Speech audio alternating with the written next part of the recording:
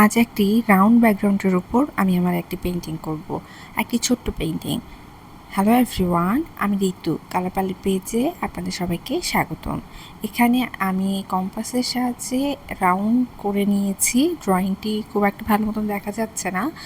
আর বৃত্তটির মধ্যে রয়েছে একটি ফিগার। এখানে একটি মহিলার ফিগার রয়েছে, সে তার বাচ্চার জন্য সোয়েটার বুনছে। তো দেরি না করে আমি পেইন্টিংটি শুরু করে ফেলি। আমি আমার সুবিধার জন্য ড্র করে নিয়েছি, জাস্ট এখন কালার বসাবো। তো আমি প্রথমেই স্কিন কালার ব্যবহার করে মহিলাটির মুখ, গলা, হাত এবং পায়ের অংশ করে নিয়েছি। তারপর লাল কালার ব্যবহার করে মহিলাটি একটা ব্লাউজ পরে রয়েছে, সেই ব্লাউজটির কাজ করে নিচ্ছে। খয়েরি রং ব্যবহার করে আমি ব্যাকগ্রাউন্ডের কাজ করে নিচ্ছি। এখন খয়েরি রংটি যখন আমি ব্যবহার করেছি তখন আমার যে লাল কালারের মহিলাটিকে আমি ব্লাউজে পরে দিয়েছিলাম সেটা কেমন যেন হারিয়ে যাচ্ছে। তো তখন আমার মনে হলো যে ব্যাকগ্রাউন্ডটা আমার একটু হালকা কাজ রাখতে হবে, আর আমি যখন কালো রং দিয়ে কাজটা করব তখন হয়তো ঠিকঠাক মতো ফুটে উঠবে।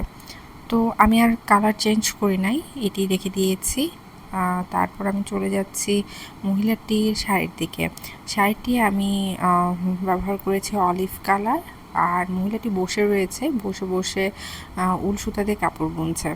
তো মহিলাটি ডার্ক অলিভ কালার ব্যবহার করে আমি মহিলাটির শাড়িটির কাজ করে নিচ্ছি। তারপরে আমি টিয়া রং ব্যবহার করে কিছু ডিজাইনের মতন করে নিচ্ছি, এবং কিছু জায়গায় আমি একটু মোটা রাখছি।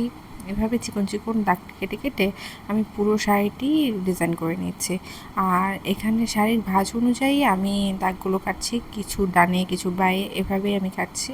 কারণ এভাবে করলে বোঝা যাবে যে শাড়িটি যে পরে রয়েছে, এই কারণে পরে থাকার কারণে ভাঁজগুলো এরকম হয়েছে। যাই হোক, আমি এখানে একটি বর্ডার লাইন দিচ্ছি, সেই বর্ডার লাইনটি আমি লাল কালার ব্যবহার করেছি। লাল কালার ব্যবহার করে আমি বর্ডার লাইনটি দিয়েছি, কারণ আমি চাচ্ছিলাম যে একেবারেই মিক্সড না হয়ে যাক, পাশাপাশি কালারটি থাকুক। আর উল সুতার যে কাজটি বুনছে সেটি আমি কমলা রং ব্যবহার করেছি। আর নিচে একটি উল সুতা গোল রয়েছে, মানে বলা যেতে পারে ওখানে উল সুতাটি রয়েছে, সেটি দিয়ে কাজ করছে, সেটিও আমি কমলা কালার ব্যবহার করেছি। এখন আমার লাস্ট যে বর্ডারটি রয়েছে একটু মোটা, সেটি আমি কমলা রং ব্যবহার করে নিচ্ছি। তারপর চলে যাব আমি কালো রঙের দিকে। কালো রং ব্যবহার করে আমি আমার পুরো পেইন্টিংটি কাজ শেষ করব। তার আগে ওই যে ভিতরের যে আমার ব্যাকগ্রাউন্ডটি রয়েছে সেই ব্যাকগ্রাউন্ডটিতে কমলা কালার ব্যবহার করে ছোট ছোট ডিজাইনের মতন করে নিয়েছি। খুবই সামান্য ডিজাইন বলা যেতে পারে। যাই হোক, সেই কাজ শেষ করে আমি কালো রং চলে গেলাম। কালো রং ব্যবহার করে মহিলাটির চোখ, নাক, মুখ আর হচ্ছে চুলের অংশগুলো করে নিচ্ছি। আর কপালে একটি টিপ রয়েছে, টিপটি আমি অন্য কালার ব্যবহার করব, তাই এই টিপটি ফাঁকাই রেখেছি। তারপর চলে যাচ্ছে ব্লাউজের দিকে, সেই সাথে হাত, তারপর উল সুতোর যে গেট রয়েছে সোয়েটারটি বুনছে সেটি একটু বর্ডার লাইন করে নিলাম। পুরো শাড়িটির কাজ আমি কালো রং ব্যবহার করে নিচ্ছি। তারপর লাল রং ব্যবহার করে মহিলাটির কপালে থাকা টিপ, কানে থাকা দুল আর খোপায় থাকা একটি মালা রয়েছে সেটি করে নিলাম। এখন আমি কালো রং ব্যবহার করে ওই যে বর্ডার লাইনগুলো দিয়েছিলাম না, সেই বর্ডার লাইনগুলো আমি বের করে আনছি। সেখানে আমি প্রত্যেকটি বর্ডার লাইনে কালো রং ব্যবহার করে বের করছি। এখন দেখেন ঠিকঠাক মতো বোঝা যাচ্ছে, তাই না?